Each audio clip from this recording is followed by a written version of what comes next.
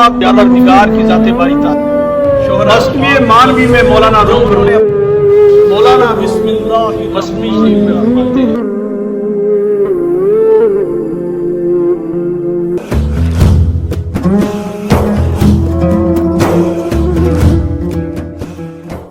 اعوذ باللہ من الشیطان الرجیم بسم اللہ الرحمن الرحیم الحمدللہ رب العالمین الرحمن الرحیم اللہم صلی علی محمد وآلہ وبارک وسلم والحبیب الذی ترجى شفاعتہ لکل حول من الاحوال مقتحمی۔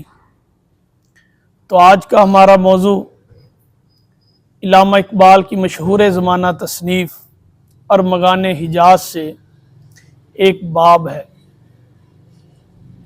ارمغان حجاز کہ یہ ایک باب پر مشتمل ہے۔ ان تمام تر بابوں کو ہم آپ احباب کے سامنے ایک ترتیب کے ساتھ رکھ رہے ہیں۔ اسی پیرائے کا حصہ یہ باب ہے جس میں اقبال نبی اکرم نور مجسم صلی اللہ علیہ وآلہ وسلم کے حضور مسلمانوں کی خستہ حالی کو مٹانے کی عرض کر رہے ہیں۔ اس پوری کی پوری تصنیف میں اقبال نے اپنے آنسو بارگاہ نبوی میں رکھے ہیں اور ان کے بدلے میں صرف اور صرف اپنی امت، اپنی قوم کی فلاح و بہبود کا سوال کیا ہے۔ تو یہ باب بھی اسی کا ایک حصہ ہے۔ تو اس باب کو شروع کچھ ان اشعار سے فرماتے ہیں۔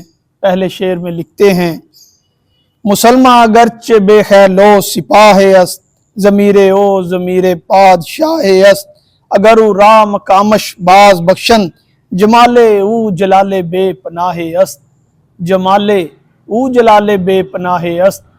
تو اقبال فرماتے ہیں کہ اے رب کریم، اگرچہ ہم مسلمانوں کے پاس گھوڑوں اور تلواروں کے وہ لشکر نہیں، مگر پھر بھی ہم تیرے ہی آگے سر جھکائے ہوئے ہیں اور تجھ ہی سے مدد کی دعا کر رہے ہیں۔ ضمیر او ضمیر پادشاہ است، اے پاک پروردگار، ایک وہ وقت بھی تھا کہ ہم ہی میں سے ایسے بادشاہ پیدا ہوئے جنہوں نے کفار کے لشکروں کو اکھاڑ کر رکھ دیا، جن میں سے سر فہرست حضرت خالد بن ولید رضی اللہ عنہ، حضرت صلاح الدین ایوبی رحمہ اللہ اور ٹیپو سلطان جیسے جواں مرد پیدا ہوئے جنہوں نے کفار کی صفیں تہو بالا کر کے رکھ دی۔ تو دوسرے شعر میں فرماتے ہیں: اگر او رام کامش باز بخشن، جمال او جلال بے پناہ است۔ تو اقبال اب نبی اکرم نور مجسم صلی اللہ علیہ وآلہ وسلم سے یہ فریاد کر رہے ہیں کہ یا رسول اللہ صلی اللہ علیہ وآلہ وسلم، اگر آپ دوبارہ پھر مسلمانوں کو وہی نور الہی اور نظر بینی بخش دیں گے تو ان کا جمال اور جلال سارے کفار کے نظام پر حاوی آ جائے گا، کیونکہ یہ وہی امت ہے جنہوں نے اس دنیا پر حکومت کی اور بعد میں زوال کا باعث تبھی بنی جب آپ صلی اللہ علیہ وآلہ وسلم کی محبت سے دور ہو گئے۔ اس کے بعد فرماتے ہیں: متاع شیخ اساطیر کہن بود، حدیث او ہما تخمین و زن بود، ہنود اسلام او زنار دارست، حرم چو دیر بود و برہمن بود، حرم چو دیر بود و برہمن بود۔ تو اقبال فرماتے ہیں کہ اب اس وقت جو ہمارے شیخ اور پیر و مرشد موجود ہیں وہ اپنے ہی بزرگوں کی پرانی حکایتیں اور داستانیں سنا کر لوگوں کی عقلوں پر پردے ڈال رہے ہیں۔ ان کی ساری تحریک اور نظریہ گماں اور جھوٹ پر مبنی ہے، جس سے وہ لوگوں کو اندھی تقلید کا پیغام دے رہے ہیں۔ ہنوز اسلام او زنار دارست، اور جو اسلام ہے جو ان کے گلوں میں ہے وہ زنار پہنے ہوئے ہے، جبکہ ان کی مسجد مندر اور اس کے رکھوالے برہمن ہیں۔ اب اقبال یہاں ان حرکات کی جانب اشارہ کر رہے ہیں جو مسلمانوں نے دوسری ملتوں سے اپنا لی ہیں۔ وہ تمام تر عادتیں، وہ تمام تر رسم و رواج جو ہندوؤں سے مسلمانوں میں شامل ہو چکے ہیں، اقبال اسی کے لیے رو رہے ہیں اور انہی کے خاتمے کے لیے रसूलुल्लाह सल्लल्लाहु अलैहि वसल्लम के सामने फरियाद कर रहे हैं। इसके बाद फरमाते हैं, दिगर गूं कर दलादानी जहारा जिया सारे बदन गुफ्तंद जारा अजा फकरे के बाद सद्दीक दादे बशोरे आवर ई सूदा जारा बशोरे आवर ई सूदा जारा। तो इस शेर में इकबाल फरमाते हैं कि या रसूलुल्लाह सल्लल्लाहु अलैहि वसल्लम, अब हमारे दिलों से लादीनी को मिटा दीजिए, ताकि जब बारोज़े हशर हम आप सल्लल्लाहु अलैहि वसल्लम का सामना करें तो ऐसे दिल के साथ करें जो आपकी मोहब्बत से मामूर हो, जिसमें गैर की मोहब्बत का कोई शायबा ना हो। फिर फरमाते हैं, ज़ां फ़क्रे के बाद सद्दीक दादे, और हमें ऐसा फ़क्र बख्श जो तूने हज़रत अबू बकर सद्दीक रज़ी अल्लाह अन्हुम को अता फरमाया था। हम उसी के लिए दुआ गो हैं और इस वक्त मुसलमानों को उसी फ़क्र की ज़रूरत है। बशोर आवरियाँ सूदा जारा, और जब ये फ़क्र हमें अता हो जाएगा तो हमारी मुर्दा हो चुकी जान दोबारा से ज़िंदा हो जाएगी और आपकी मोहब्बत से सरशार होकर कौमों के नज़रियात बदल देगी। इसके बाद लिखते हैं, हरम अज़दैर गिरद रंग बुए बुतेमा पीर के ज़ोलीदा मुए नियाबी दर बरेमा तेरा बख्ता दिले रोशन जिनूरे आरज़ुए दिले रोशन जिनूरे आरज़ुए। तो फरमाते हैं कि अब जो काबा के निगरान हैं, दूसरी कौमों की तकलीद करते करते उनके ऊपर भी वो रंग चढ़ रहा है जो कि इस्लाम का कभी हिस्सा ही ना था।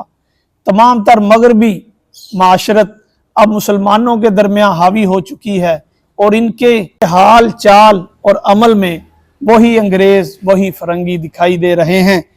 नयाबी दर बरे मा तेरा बख्ता, या रसूलुल्लाह सल्लल्लाहु अलैहि वसल्लम, हम स्याह बख्तों की तकदीर को बदल दीजिए और हमें वो नूर बख्शिए जिनसे हमारे दिल रोशन हो जाएं और शम्मा की तरह हम आप सल्लल्लाहु अलैहि वसल्लम की मजलिस में हाजिर हो जाएं। उसके बाद फरमाते हैं, फ़कीरा ता व मस्जिद सफ़ कशीदन गिरेबाने शहनशाहां दरीदन चुआ आतश दरूने सीना अफसुर्द मुसलमाना बदरगाहां खजीदन मुसलमाना बदरगाहां खजीदन। तो इस शेर में इकबाल फरमाते हैं कि उस वक्त तक जब तक फुकरा बाजमात नमाज अदा कर रहे थे और सफ ब सफ खड़े हुए थे, किसी दूसरे की जुर्रत नहीं थी कि वो मुसलमानों पर सवाल उठा सके। कोई भी ऐसा जो गुस्ताह रसूल और गुस्ताह इस्लाम होता, मुसलमान फुकरा उसका गिरेबान फाड़ दिया करते। मगर जब से मुसलमान फुकरा मस्जिदों से बाहर निकले और दरगाहों तक महदूद हो गए तो ये सारी की सारी उम्मत सुस्ती और काहली का शिकार हो गई। इनको समझाने वाले घरों में बैठ गए, जिसका नतीजा ये निकला कि इस्लाम पर तमाम दूसरे मज़ाहब आहिस्ता आहिस्ता हावी होते जा रहे हैं। इसके बाद लिखते हैं, मुसलमाना बखेशां दर सतीजन बजुज नक्शे दुई बर दिल न रेजन बनालंदार कसे खश्ते बगीरत अज़ा मस्जिद के खुद अज़बे गरीजन अज़ा मस्जिद के खुद अज़बे गरीजन। तो इकबाल फरमाते हैं कि वो मुसलमान जिनके दिल कभी ईमान के नूर से भरे हुए थे, अब उनके ऊपर दुई का नक्श बन चुका है और उनकी तमाम तर जंगो जदल आपस ही में है, ना कि किसी गैर उल्लाह के मानने वाले से। ये आपस में लड़ रहे हैं, मगर जब कभी इनकी मस्जिद की कोई दूसरा ईंट उठा के ले जाता है, ये उसके हाथ पांव तोड़ देते हैं गुस्से और जलाल से, हालांकि ये खुद भी उस मस्जिद में कभी हाजिर नहीं हुए। इसके बाद लिखते हैं, जबीरा पेश गैर अल्लाह सुदियम चुगबरा दर हजूर सरूदियम नाल मज कसेमी नाल मजगेश के माशाया निशान तू नबूदियम। तो इकबाल इस शेर में फरमाते हैं कि या रसूलुल्लाह सल्लल्लाहु अलैहि वसल्लम, हम आपके मेयार पर पूरा नहीं उतर सके। आप सल्लल्लाहु अलैहि वसल्लम ने हमारे लिए दुआएं की, शब व रोज़ हमारी मोहब्बत में अल्लाह ताला से हमारे लिए बख्शिश मांगी, मगर हम लोगों ने आपका हक अदा ना किया। तो इकबाल इसीलिए रो रहा है कि वो आप सल्लल्लाहु अलैहि वसल्लम के सामने बरोज़े हशर किस तरह खड़ा होगा, वो आप सल्लल्लाहु अलैहि वसल्लम के सामने क्या सफाई पेश करेगा। इकबाल आप सल्लल्लाहु अलैहि वसल्लम का हक अदा करने में महरूम रहा। ये दूसरों पर नहीं रो रहा बल्कि अपनी खस्ता हाली पर रो रहा है। बदस्ते में कशा खाली यागस्त के साकी राब बज़्मे मन फरागस्त नगेदारम दरुने सीन आहे कि असले ऊज़ दूदे आँ चरागस्त के असले ऊज दूध आँ चरागस्त। तो इकबाल फरमाते हैं कि मेकशों के हाथों में खाली प्याले हैं। वो वक्त था कि जब इल्म और अमल मुसलमानों से लिया जाता था। तमाम गैर मज़ाहिब के लोग मुसलमानों को अपना पैरोकार समझते थे और इन्हीं से तमाम किस्म के अलूम हासिल करते थे। मगर अब ये सूरत हाल है कि इन मेकशों के प्याले खाली हो चुके हैं और दीनी और दुनियावी तालीम दोनों मफकूद हो चुकी। ना तो अब दीनी तालीम देने वाला कोई है और ना ही कोई दुनियावी तालीम देने वाला। दूसरे शेर में इकबाल फरमाते हैं, निगाहदारम दरोने सीन आहे कि असले ऊज़ी दूधे आँ चरागस, के ए लोगो ए सुनने वालों, मेरे दिल में जो इश्क़ मुस्तफ़ा की आह है उसको मैं हमा वक्त संभाल कर रखता हूँ और उसकी परवरिश करता रहता हूँ दुरूद पाक सल्लल्लाहु अलैहि वसल्लम के ज़रिए, क्योंकि यही वो आह है जो मेरे गुनाहों के धुओं को मिटा कर राख कर देगी। इसके बाद लिखते हैं, सुबह खान कहाँ खाल यज़्मे कुनंद मकतब रहे तय कर दराते जी बज़्म शायरां अफसुरदा रफ्तम नवाहा मुर्दा बेरू उफ्तदज़ने नवाहा मुर्दा बेरू उफ्तदज़ने। तो इस रुबाई में इकबाल फरमाते हैं कि बुजुर्गों के सुबह, खानकाहों के मटके और दरगाहों की बत्तियां बुझ चुकी और इनके मटके खाली हो चुके। अब इनके यहाँ नूरे इलाही मफकूद हो चुका और इनकी कमाई का वाहिद जरिया वही बुजुर्गवार हैं जिन्होंने कभी अल्लाह का नाम लिया था और उसी की कमाई नस्ल दर नस्ल चल रही है। इनके अपने अंदर कमालात मफकूद हो चुके और ना ही इन्होंने कोई नई राह तलाश की जो इन्हें और इनके मुरीदैन को अल्लाह की बारगाह में पहुंचा सके। तो इकबाल फरमाते हैं कि मैं बहुत अफसुर्दा हुआ इनकी ये हालत देखकर, क्योंकि इनकी दरगाहें और खानकाहें तो कदीम हैं मगर ये अपने मुरीदैन को जदीद तालीमात से नवाज रहे हैं और वो भी फरंगियों की नकल है, ना कि इनकी अपनी ईजाद करदा। और दूसरे शेर में फरमाते हैं कि बज़्म शायरां अफसुरदा रफ्तम, कि मैं शायरों की बज़म से अफसुरदा लौटा। चूँकि जो आजकल के शायर हैं वो इखलाकियात से गिरी हुई हरकतें कर रहे हैं और उनके शेरों में रूहानी तस्कीन की बजाय जिस्मानी अवार मौजूद है, जिससे सुनने वालों को सुकून की बजाय एक वहशत मिलती है और वो गुनाहों का इर्तिकाब कर बैठते हैं। फिर फरमाते हैं, नवाहा मुर्दा बेरू अफ्तदज़ने, और जो इनकी आवाज़ है वो मुर्दा हो चुकी। यहाँ इकबाल लफ्ज़ ने का इस्तेमाल करते हैं कि बांसुरी की आवाज़। तो जो आजकल के शोरा है उनकी बांसुरी की आवाज़ बिल्कुल मुर्दा हो चुकी और उनके कलाम में जान बख्शने वाली आवाज़ ही बाकी नहीं रही। वो मुर्दा दिलों को किस तरह जगाएंगे जिनकी अपनी आवाज़ मुर्दा हो चुकी। चूँकि एक शायर जब तक अपनी ज़ुबान और अपने अमल को यकसू नहीं करता, सुनने वालों पर उसकी तासीर नहीं पहुँचती।